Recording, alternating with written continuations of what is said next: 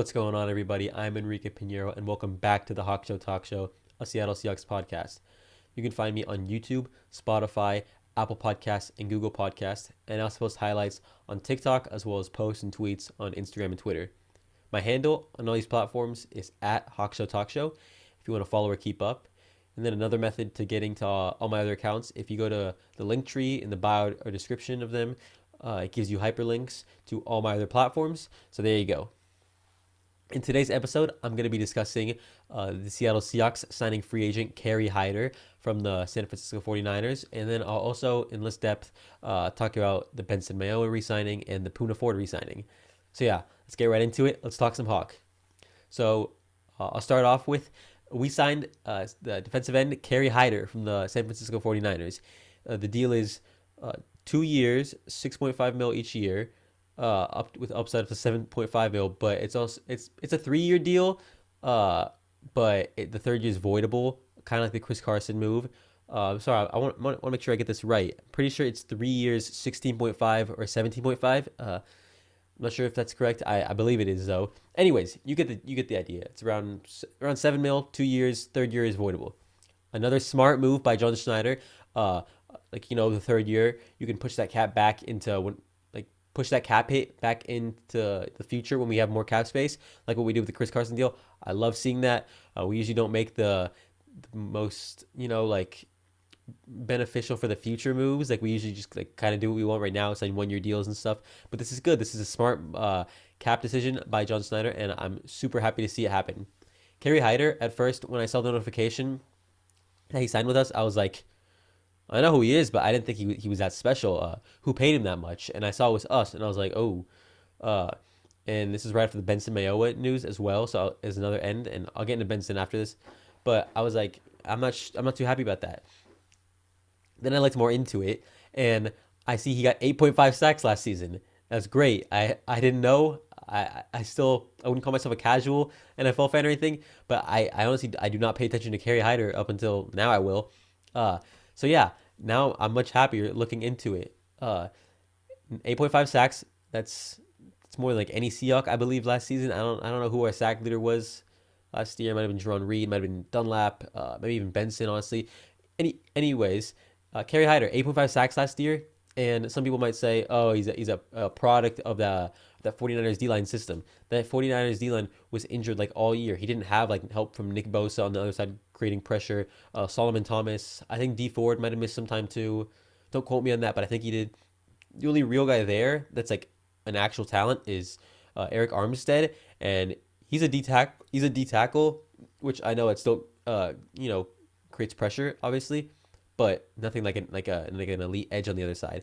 And some people might say, I've seen some Niner fans saying, oh, he's just a product of our defensive coordinator. Obviously, the second we sign a 49er, all the Niners fans are be like, oh, he sucked anyways. He's just one of our products. Don't buy into any of that. I think Kerry Hyder could be a beast. I watched some film on him, a Top Villain video. I can leave the link to him in the bio or description, depending on what you're watching this on, because he deserves credit. I didn't know enough about this guy until I watched this video. Reminds him of Cliff Avril, obviously a Seahawks fan favorite, retired now. But Cliff Avril, same thing. He was a veteran, not old, but a veteran that we got from a different team. They're both former Lions. Kerry Hyder was a Lion before he was in the Cowboys, before he was in the Niners. We bring him in, and he's strong, he's fast for an edge, and I'm really excited to see him. I think this is a great signing by the Seahawks. I know it's not the Dunlap name that we want to hear, that I'm still hope we hear. It's not the Clowney, the Ryan Kerrigan, these almost household names that you hear. You see Kerry Hyder, what the heck? But I think this is a really good signing by the Seahawks, and I think we've had a pretty good offseason thanks to it. Now, let's talk about Poona Ford. I am super happy Poona Ford got re-signed. It's 2 years, 14 mil, so 7 mil a year. It's a bit of an overpay from what I expected, honestly, because I expected us to tender him, or it might not have been a tender. Maybe I think we were going to tender him, and it would have been like a 3.6 mil contract, which would have been nice. But honestly, this is what Poona deserves. I think Poona is so underrated, so good. One of the best run-stuffing D tackles in the entire league. And it's a multi-year deal. I'm super happy to see that. We always sign 1-year deals, I feel like. So yeah, really happy to see Poona back. And now that I've brought up the entire D line, Uh, Poona's that run stuffing, D tackle, Benson and Kerry Hyder are the edges. I think it's another opportunity to bring up Jerron Reed because currently what we have, LJ is a rotation. LJ Collier is a rotational edge, but honestly, you watch him in college, he's an edge, but it's in the 3-4. So if you don't know a 3-4, you get the linebacker coming down to rush. That's why people classify Khalil Mack and Von Miller and guys like that and TJ Watt as linebackers, but also KJ Wright is an outside linebacker as well. Like they're all outside linebackers, but everyone knows KJ Wright does not do the same thing on a football field as Von Miller and Khalil Mack and TJ Watt. So we run a 4-3 where we have our linebackers uh, in coverage, all of them, and then our edges rush. So the way TCU, LJ Collier's college did it was they run a 3-4 like the Bears, like the Broncos, like the Steelers, where their linebacker comes down. So while LJ was a defensive end, he was still most of the time inside because he has the linebacker rushing outside of him. So I think it would be awesome if we moved LJ Collier inside like he used to be to defensive tackle. And obviously, I don't want to kick Poona out. We need two defensive tackles, Poona and LJ.